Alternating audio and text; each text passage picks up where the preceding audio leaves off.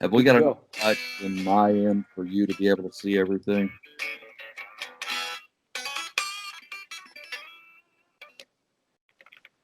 Is that a junior? This is a Nelson Junior. This Aha. guy made it. It's killer. I've got a couple juniors, and this he knows that I like him. He made it this thing with a big old chunky neck. It's the fattest neck I think. I've only got one guitar with a fatter neck than this, and it's super light, and it just plays amazing. He does all my frets on my guitars, and so he put this together the other day, and um, um, paying it off slowly. Uh, got a Gibson, uh, which actually brings up a question point. The Gibson Gold Top is your number one, right? Yeah, that's here too. Wait a sec. This is that one.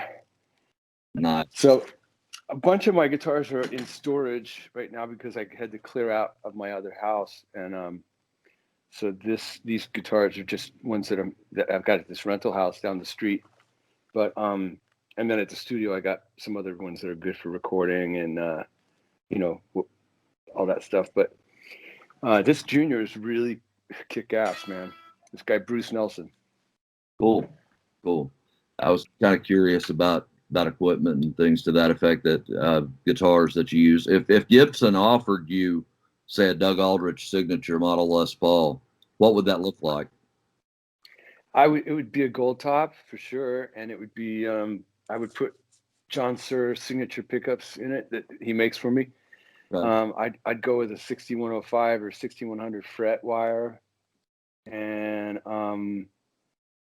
probably Tone Pros bridges and stuff on it. Other than that, it would be stock Les Paul. It would, the Les Paul feel to me is perfect.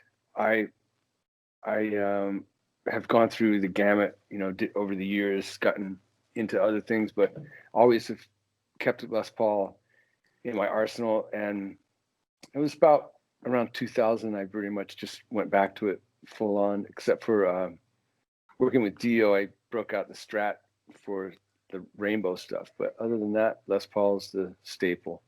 Yeah. Um, Brings up another question that I actually had thought about beforehand. Uh, I got to ask, I know it kind of detracts away from Dead Daisies, but what was the experience of working with Ronnie like? Um, I've heard he was an incredible guy. Yeah, he was very inspirational, and he worked really hard, and he demanded a lot. He really wanted the best out of everybody, and he brought the best out of everybody. And it's amazing. If it wasn't for Ronnie, I wouldn't be here right now. But it's and I say that because he put me out there where David Coverdale and Glenn and different people have noticed me that probably wouldn't have. And Ronnie introduced me to Glenn years ago, and so if you said to me like, hey, you're going to work with Dio, Coverdale, who are two of the all-time greats, and then Glenn Hughes, the voice of rock, the indestructible voice, one of the greatest singers ever. Glenn he's very special, and we're really happy about getting him in the band. I was happy when I heard he was coming on board. There's such a difference with just the stuff that I've been able to hear. I've only heard three cuts off the Holy Ground Okay. release thus far, but just the stuff that I've been able to hear, it's such a departure from the stuff with John up front.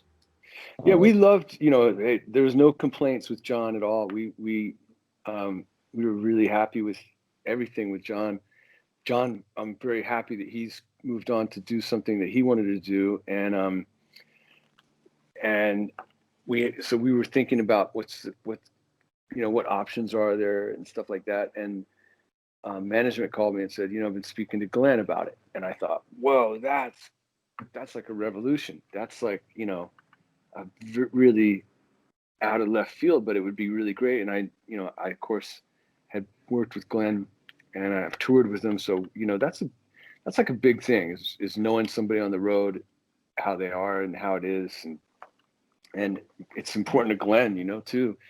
And so I called him and he said, look, I said, are you for real thinking about this? He goes, it's time for you and I to make some music now. So I was like, great, let's do it. And yeah, so it's a very fresh start for the band. And I think it's a good way to go. Not trying to just replace John Corabi. You can't replace John Corabi. You're going to get a secondary version. You know, there's only one John Corabi, just like there's only one Glenn Hughes. So I think it was interesting and good change. And we still have flavors of the Daisies band, which is, you know, it starts with the founder, which is David Lowy. You know, his guitar sound is kind of quintessential for the Dead Daisies sound. Absolutely. Glenn, I know, you know, a longtime vet of the business. How is his coming into the band? Has it affected the writing process to an extreme? I know he's got an affinity for kind of a funk groove or hard blues groove. Yeah, we all do, and I love that about Glenn. When to answer your first question, it totally changed the dynamic of the writing, because before it was a situation where we would get together with our producer Marty Fredrickson and we'd all kind of bounce ideas off him, and he was a complete songwriter himself, like award-winning songwriter. So that was really fun. We'd just bring in riffs and just kind of sit around together, all of us, and hack through stuff. And then we'd start to gravitate towards some that, you know, Marty would start coming up with melodies and stuff. And then John would start checking out lyrics, and it would little by little come together. With this, when Glenn came in, I know that Glenn is a full on, you know, he's complete songwriter as well. So I thought, well, this is good, because I'll just, when the ideas that I bring in, I'll be a little bit more focused, a little bit more finished, let's say. Instead of just bringing in a riff, I'll bring in, you know, either a complete idea without melodies or lyrics, or I'll bring in, you know, some sections of songs that I think have potential. And when Glenn came in, I knew Glenn had some songs he wanted to present, and I had a few things, but I started to sit down and focus on songs that I would love to hear Glenn sing on. And so I just would find grooves, like you said, heavy grooves, you know, that I think he would be cool with playing. And then, you know, riffs like Bustle, and there's a song called Bustle and Flow. I'm not sure if you've heard it. I've heard that. I thought Glenn would like that riff, and he did. And we finished the song in France at the studio. And then a song called Like No Other, which I don't think you've heard. I put the whole thing together with Glenn in mind. It's a song that the bass drops out during the verse, and it's just the vocal, and then the two guitars, one on each side, me and David. And then when the chorus kicks in, the bass kicks back in, and it's heavy.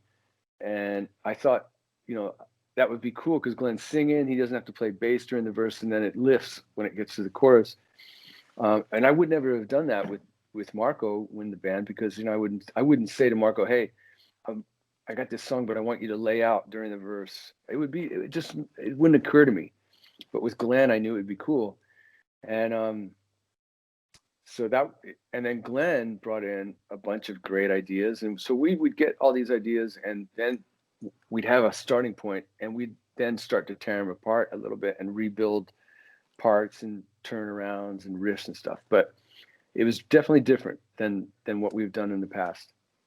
Yeah. And by the way, Glenn writes all the lyrics and the melodies himself. He's fully, you know, I love what he's done with the lyrics on Holy Ground. He, you know, leaves room for interpretation when you listen to it. Yeah. I've followed Glenn since first finding Burn and Stormbringer and Come Taste the Band back years ago. So I've been a fan of the guys for a long, long time. He's a brilliant musician, fantastic singer. So yeah, it's kind of hard to go. Everybody knows, you know, everyone's talks a lot about his singing because he's, it's just like his voice has gotten stronger and stronger over the years. But his bass playing is insane. It's so good. He's got a lot of groove and swing in the way that he plays. I really love that. Yeah. Typically, in most band environments that I've seen you as a part of, you're the solo guitar. I know Okay. with Red uh, in the past in Whitesnake, having Dave, does that free you up for solos to let you explore a little bit more? Uh, does that second Well, make it I different? mean, I'm cool with it both ways. Initially, when I joined Whitesnake, I had never been in a band with two guitar players before, so it took a bit of adjustment, and I realized how cool it is, to have that situation. I had never done it, and so it took a minute, and then I got used to it, and I really liked it. And then when David Lowy called me about joining the Dead Daisies, um, he goes, "What do you think about, like, how do you feel about our styles together?" And I said, "Man, I think the beauty of playing now. I mean, initially I didn't feel this way, but after several years in Whitesnake, I realized the beauty of playing with another guitar player is the differences. That's the coolest thing. You don't want to have two guys that are doing the same thing or sound the same or have the same tone or whatever. It's really nice when they have as much difference as possible, and then you can really tell. And so David's got this really wide open, honest, youthful guitar playing style. That's like he's not trying to showboat anything. He's just playing from the heart. He plays with a lot of gusto, and I love that. And it's like I say, youthful because it's got angst in it. It's not, he goes for the attitude. That's something that is different from I've been all my life working to polish my techniques and stuff, and then you can still go back and get to be brash and stuff, but it's not the same. It's like there's different things that everyone's got strengths at, so it works out well. Cool, cool. Do you keep the standard him playing rhythm, you playing lead as a live act, or do you guys split off any? Or I normally be I would be encouraging him to play, but he wants to just hang back and he let it be known. He goes, I just want to lay down just a big fat sound for you guys on my side, and so that's cool. It is what it is. I like to have people do what they want to do, and so if he ever wanted to take a solo or something, I'd be like all for it. yeah, For sure. yeah, understand. Um, Compared to other projects that you're involved with, I know you've got Revolution Saints that you're involved with. I was, but to be honest, I've really kind of cut back on everything. I think my strengths are more when I focus on less, than trying to do too many things. So I'm basically I've had a pet project called Burning Rain for Fine. 20 years, and once in a while we'll put out something. But Revolution Saints was a session that I was asked to do about 6 years ago, and it just kind of turned into a band by default when me and Jack got involved with it. It was supposed to be for Dean's solo album, Right. and Jack and I got involved, and the label kind of all of a sudden said, "Well, we should just make this a band. Are you guys cool with that?" And so I had just left Whitesnake, so I was like, "Yeah, it's fine." Um, I was, I wouldn't have taken on something like that if I was in Whitesnake because I just wouldn't have done that. I just wanted to be totally dedicated to David, but for personal family reasons, I had to cut out. And so I've decided, yeah, I can do it. And then I didn't think that we'd do another record because we didn't do any touring, but we did 2 more records. And I feel like it's kind of a good place to end it for me. Maybe you never know what happens down the road, but right now my focus is absolutely on Dead Daisies, on holy ground with this lineup. Yeah, that's the whole thing, man. It's like we got to take this as as soon as it's possible. We got to take this on the road. Yeah, that's another question that I wanted to ask. So much uncertainty with the COVID-19 stuff. Love the dog. Uh, That was Lucy. is there any Frenchie? No, she's a Boston kind of Boston. mix. Okay. But she's hilarious. She's a puppy, and she I found the other day here it is. She chewed this guitar. I'm like, oh my god. Oh So I man. have to be really really careful with stuff. But anyways, yeah, we got it with COVID. It's been a blowout for everybody. I mean, this has knocked out so many aspects of entertainment business and all around, and a lot of a lot of people are hurting, and we got to get back to work. Yeah. So now we got some vaccines flowing. I know we're in a bad point right now, especially where I am in Los Angeles. It's really bad, but I've made friends with my mask and just trying to be really careful about not being around people too much, except the family, and we're gonna get through it soon. Cool. That's what I wanted to hear. The quicker we can get you guys back on the road, the quicker I can come see you. Yeah, absolutely. I mean that especially with this new album and a fresh start sound wise, we're really.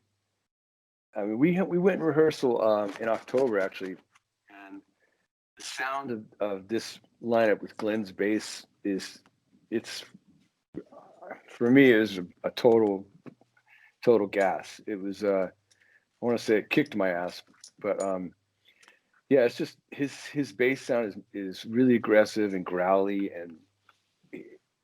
and then it just brings when you play with different people, it's just like anything else. It's a different piece of a puzzle. It makes a different picture.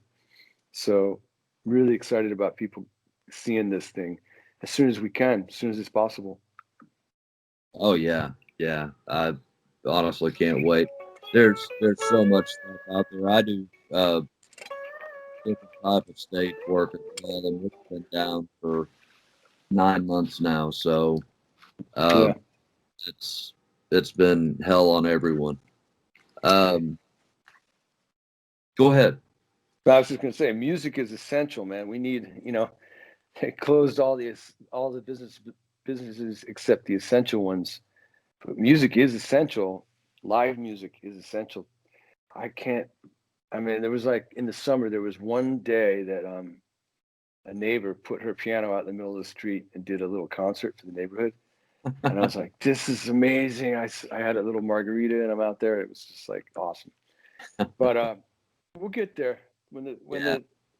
the vaccine, and we've still got a lot of people getting immune by herd. So it's going to be a situation we're going to have to deal with for a while. But I think definitely locally in local areas, you'll start seeing live music when the weather's better, when people can play outside, and then hopefully by the summertime we'll be able to have it down where people can travel. That puts us on the road when we're allowed to travel and fly. Yeah. I just saw something where Great Britain there's some sort of an issue over there with these work visas for people coming in from the EU. I know there was a lot of dissension about that with the European Union. So I, it's just so.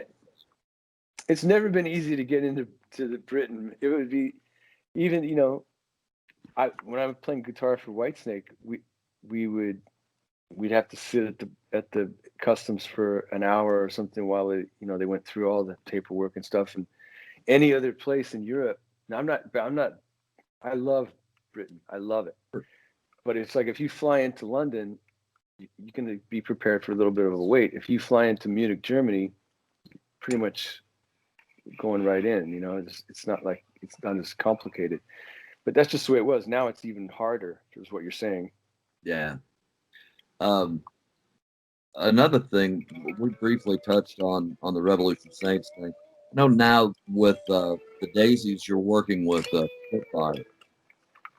Frontier seems like it's, I won't use the word controlled environment, but there's a lot of in-house with Alessandro and in-house production and things to that effect. Is there any more freedom for the artist with Spitfire? I'm not trying to badmouth Frontiers by any stretch of the imagination. I love those guys. No, it's the only thing is SPV in Germany is the label. Maybe Spitfire's involved somewhere down the road, but I had read Spitfire SPV. I'm sorry.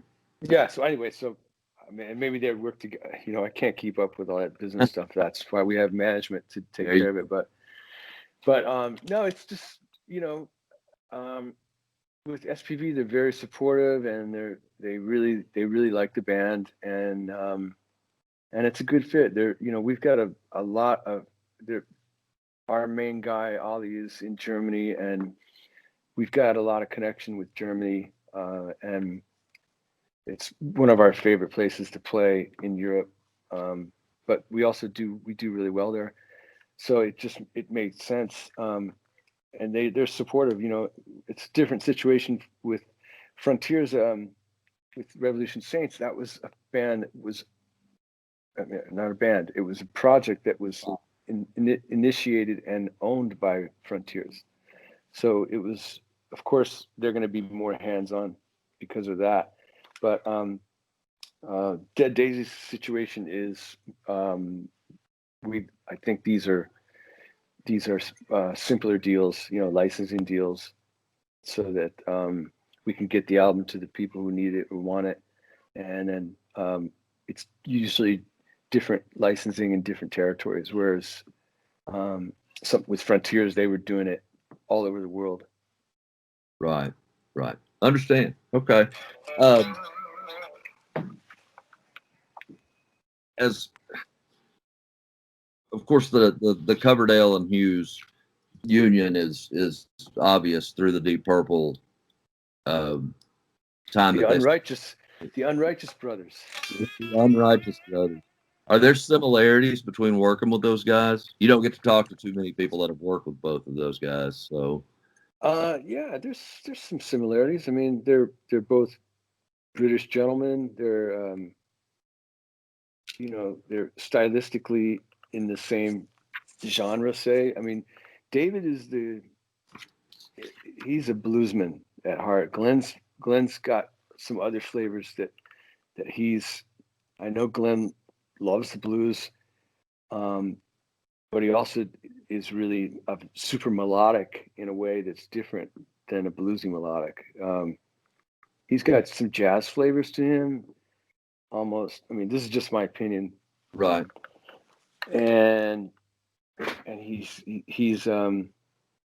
definitely acrobatic. You know, he can sing anything. On this album, I really feel like Glenn went for a little bit more moody vibe and something. It's somehow a little different than what he's done in the past with Black Country or solo. So I think I'll be really happy when the album's out, that I know that people can hear it from start to finish, because it's really got a great flow to it, and you won't feel like it's a bunch of songs just chucked together. It's really got a vibe to where it starts and where it finishes. As regarding your initial question about him and David, there are definitely those similarities, but there's also like big differences too. You know, the way that they write, it's a situation with David where he would take a song, if he had an idea, he would take a song to a certain point, but then he would want to drop it off to somebody else and let them put their take on it. Whereas Glenn a lot of times will come in and he'll have a finished idea, and then you'll basically, the best thing to do in that situation is to learn it the way that he has it. And then once you get comfortable with that, then maybe you make suggestions about, hey, I think it'd be better if I approached it like this, and what do you think? And he would go, oh yeah, that's cool. Yeah, go for it, you know. And so it's just, there are differences in writing, definitely. Sonically, the way that they sing is different. But yeah, I'm definitely a lucky guy. You've had a habit of aligning yourself with some really legendary, really talented cats. So I don't know how that happened, but I gotta say, Dio really did put me out there, and so he would be the biggest reason that people found me, I guess. that's a hell of a tribute in and of itself. Um, I know that's when I first went on with that, and then went back and found Burning Rain. So that what I've heard of it is just balls out, fantastic. Uh, It's like it's kind of got a little bit of a flavor of a White Snake. It's got a little flavor of Aerosmith, a little flavor of Zeppelin. There's a lot of little flavors in the Burning Rain thing. It's always funny because I'll come up with something, a riff or a part or something, and somebody might say, "Oh, that's cool. That's got a little bit of a Cashmere vibe or something," and I'll be like, oh, "Okay, well, I don't want to do that. This is a Dead Daisies record, I don't want to have it be where people think it's Cashmere or something. So I'll try and adapt it for the Dead Daisies." But with Burning Rain, I would just probably leave it. It would be like, I don't care if it's got a vibe like Cashmere, I'm just going to do it. But for Dead Daisies, I really like to take more care on I think we all do. We want it to be special, and Glenn definitely, he's got a unique, everything that he does is very unique and special. And so it was like, getting back to the original point of writing with him for this album was planning to be really, something new. right, right. Uh, Dean, I know, has a fantastic voice as well. Does he do any singing at all, other than maybe backup on the record? Or He's got an insane voice when he's singing lead, especially in the style of melodic, you know, um, like the stuff he's done with Journey, and well, especially that. Nobody can sing Journey like Dean. I mean, he's because he just has the Steve Perry thing that's so unbelievable. And so some of the songwriting for that Revolution Saints project was very um, kind of heavy Journey-esque, and so Dean would put that spin on it, and it was pretty cool. With the Dead Daisies, he would sing more for fun because we had Karabi. He was the main front man, and Dean would sing a song or two in the live set. And then on this album, which you haven't heard this song yet, but we do a cover of 30 Days in the Hole, and Dean kind of shares that with Glenn, and it's really a pretty interesting version. It's like it's been daisified, kind of. I originally, when I put guitars on it, I thought it sounded really cool, but then I felt like it was. Dad, Yes. can I ask you something? Yes. Will you play something else for me? What? Something else for me? Let me finish my conversation, and I will. Okay. Okay, sweet. Maybe Mom can do it with you. I'm just right in the middle of the conversation, Ruby. Okay. I'll be done in just a few minutes. Okay. Sorry, Mike. no, My daughter. fine. Anyway. That takes priority. Yeah, no, it's this is the thing about COVID, man. It's like juggling. As I mentioned to you, I'm the contractor. I'm renovating my house, and I'm babysitting, doing interviews, writing, playing. There's a lot going on all at once. But to your question, I forgot what it was. Tell me again. Oh, we were talking about Dean's vocal style, and if he did it. We were talking about 30 days in the Hole. Oh yeah, so 30 days. I wanted to tell you because I put the original guitar treatment from my part on there, and it was cool, but I thought I did it good, and it sounded like the original, but a little more aggressive maybe. And but then I started thinking, I don't know, maybe I should do something different with it, like take it somewhere a little different.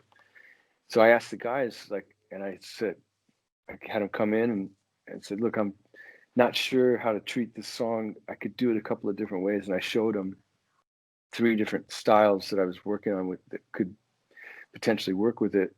And they really liked the approach I took, which is a more straighter, heavier approach that kind of fit with the rest of the album. So that's what's on there. But yeah, Dean did he sang I guess the verses, or a couple he sang half the song. Yeah. Okay, fair enough.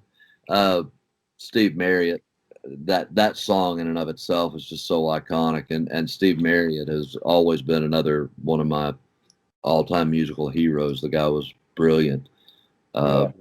Hated losing him. Yeah, he was, Glenn was friends with him, so we definitely wanted to make sure we did it justice. So hopefully we did. I'm sure that you did. Speaking of Glenn, one thing, and I have to ask, just because I've seen Glenn do this too many times. He shows up to a rehearsal or a recording session wearing those vintage velvet pants. He's the first one that laughs at him. Nobody, because he just looks badass with those things. I mean, I remember we were going somewhere. We were going to South America, and he came to. We had to meet at the airport at like midnight. It's kind of weird that flight. Sometimes it's like you get there in the afternoon, but you leave in the middle of the night here. So it's like a red eye kind of over on steroids type of thing. But he was wearing some velvet pajamas at the airport. And I thought, that's the coolest thing I've ever seen. It was like, he's totally decked out in like matching pajamas and a really cool scarf. And he's a fashionista. He's a very well put together, he's got John Varvatos and a few other people that are friends, and he's always had great style. But yeah, the velvet pants at rehearsal is, I mean, I think we were doing photos that day. He might have worn something else, but I think we did photos, and that's maybe where he would wear something nicer like that. Cool, good enough. Nobody laughs though, because he's a fashionista. He's definitely got style. So you guys seem like you're in this for the long haul. Are there past this record and tour? I know, there's no way of foreseeing the future, but are there plans or continued writing? We've been continuing to write. We've got this album in the can. It was recorded in the south of France at this amazing studio, and it was good for us to be able to live together, eat together, make music together, and we focused and knocked the record out. But then when COVID hit, we were kind of like sitting around like everybody else going, what the hell is going to happen? And, are we going to be able to tour next month or the next month? I mean, surely by August, we'll be back on the road. And like, here we are in 2021, and we're still, trying to figure it all out. But we've been writing. Once it was safe for Glenn and I to get together, we started going through some ideas and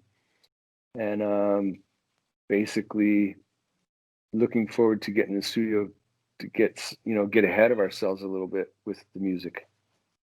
Cool. And yeah, to answer your question, definitely in it for the long haul. We both are, Glenn's got his solo career. He's got sometimes he does Black Country Communion and other things. Everything's on hold at this point, as far as I know, until we promote Holy Ground.